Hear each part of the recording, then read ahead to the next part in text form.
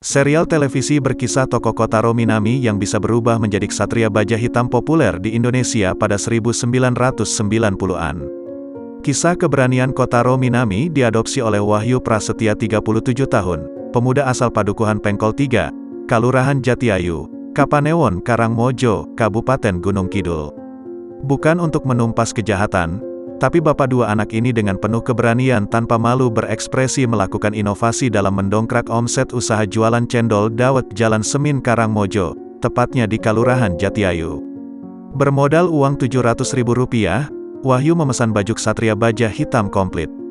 Pemilihan ini bukan tanpa dasar, dia memang mengidolakan superhero satria baja hitam sejak masih kecil.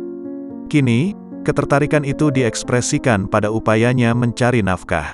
Bermodalkan tekad menambah penghasilan keluarga, Wahyu membuka cendol dari bahan terbuat dari tepung Garut yang dibuatnya sendiri.